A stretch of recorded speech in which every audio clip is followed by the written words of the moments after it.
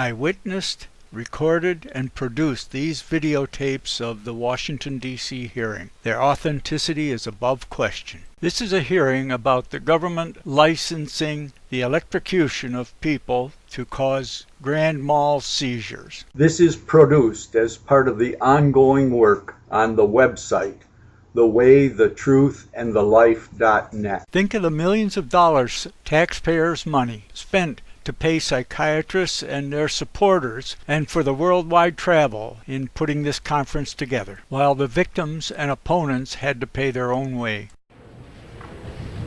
Good morning.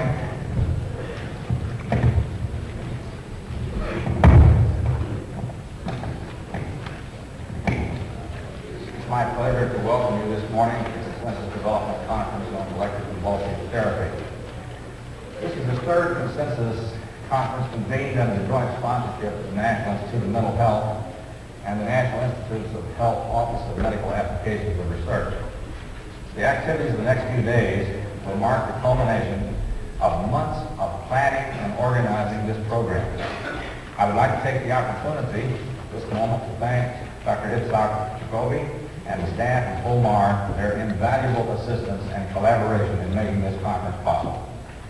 I wish to express our gratitude also to the members of our consensus panel, and particularly to the panel chairman, Dr. Robert M. Rose, for the considerable time and energy that he's invested for the productivity and success of this conference.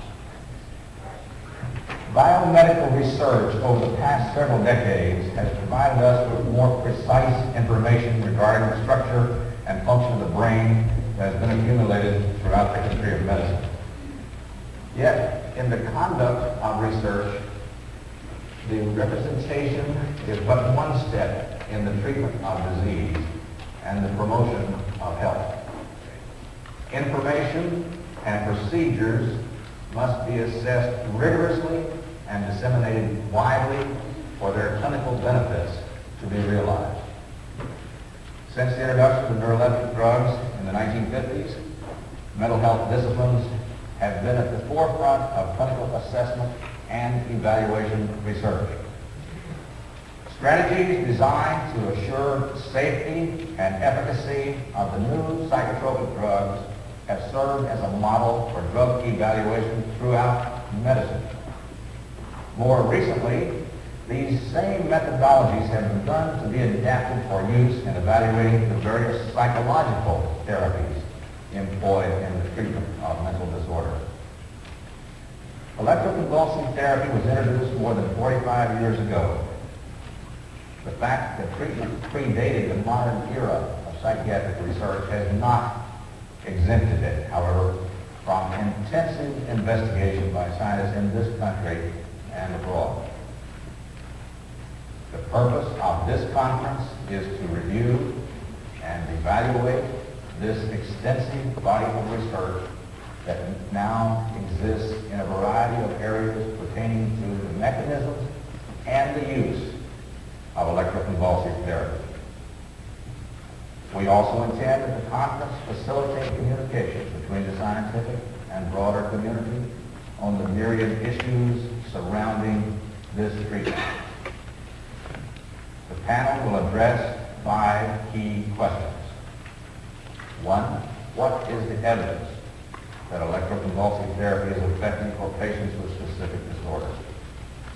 2, what are the risks and adverse effects of electroconvulsive therapy?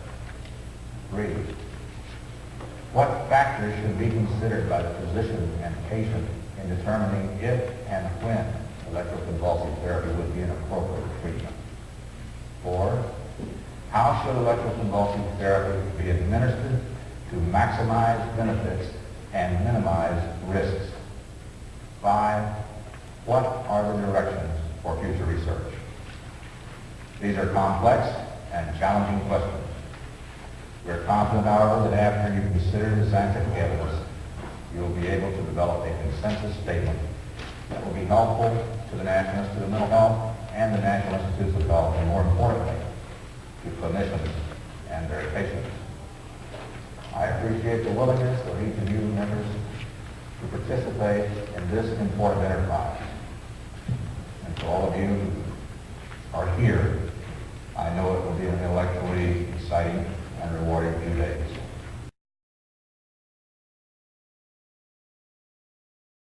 At the FDA hearings, the testimony on the reclassification of electroconvulsive devices cited the literature as whether signed or false, typically about 150 joules of energy in a treatment. With the new Thymatron electroconvulsive device, if you check out at 400 volts maximum of 0.9 amps and 320 some millisecond pulses. Could you finish up your question, your remarks? Yeah, I would like somebody to tell me. I'm a teacher as well as a physicist, and I brought a kilogram with me. Teachers like to demonstrate. Now, this is a kilogram. It's 2.2 pounds. Heavier than a hammer used to hit a nail. I wonder if possibly like Dr. Stein could tell me how high I would have to drop this kilogram from in order to have it hit the ground with 150 joules of energy.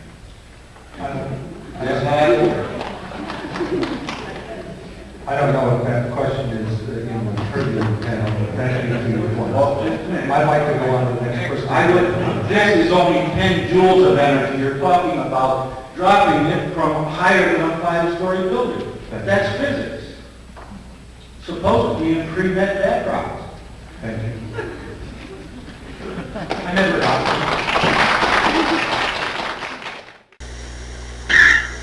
All right, out with your gun. Huh? Out with your gun.